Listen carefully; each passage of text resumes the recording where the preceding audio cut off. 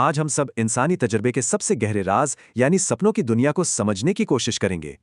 हर रात एक सफर शुरू होता है, लेकिन ये सिर्फ दिमाग का खेल है या कुछ ज्यादा? हम सब इस दुनिया में जाते हैं, एक ऐसी जगह जहां असलियत और कल्पना की लकीर मिट जाती है। तो सपने हैं क्या? विज्ञान कहता है बस दिमागी हलचल, पर पुरानी मान्यताएं कहती हैं ये आत्मा की यात्रा है। सदियों से यही बहस चली आ रही है, क्या ये साइंस है या कोई आध्यात्मिक अनुभव? सोचिए, मिस्र से लेकर भारत तक सपनों को देवताओं का पैगाम माना जाता था। कुछ सपने तो सिर्फ संदेश नहीं होते, वो भविष्य की एक झलक जैसे लगते हैं। अब्राहम लिंकन का ये सपना इतिहास की सबसे मशहूर चेतावनियों में से एक बन गया। अगर सपने संदेश हैं, तो उनकी एक अपनी जुबान है, एक कोड, जिसे समझना जरूरी है। पानी, आग या सांप, भारत के स्वप्न शास्त्र में इन सब प्रतीकों का गहरा मतलब बताया गया है।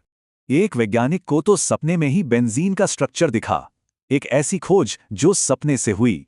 सोचिए, क्या हो अगर हम सिर्फ सपने देखें ही नहीं बल्कि उनमें हिस्सा भी ले सकें।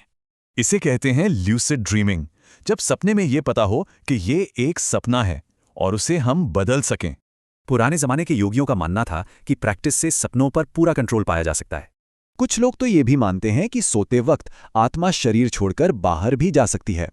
और यहीं से सबसे हैरान करने वाली बातें सामने आती हैं। क्या सपने सिर्फ हमारे अंदर हैं? सपने में दिखी कोई जानी पहचानी जगह, क्या वो पिछले जन्म की कोई याद हो सकती है? क्वांटम फिजिक्स पैरेलल यूनिवर्स की बात करती है। शायद सपने हमें वहां की एक झलक दिखाते हों।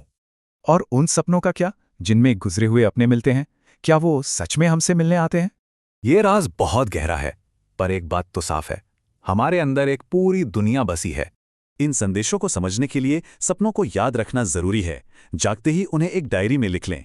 शायद सारे जवाब बाहर नहीं, बल्कि हमारे अंदर ही हैं, हमारी सोती हुई आंखों के ठीक पीछे।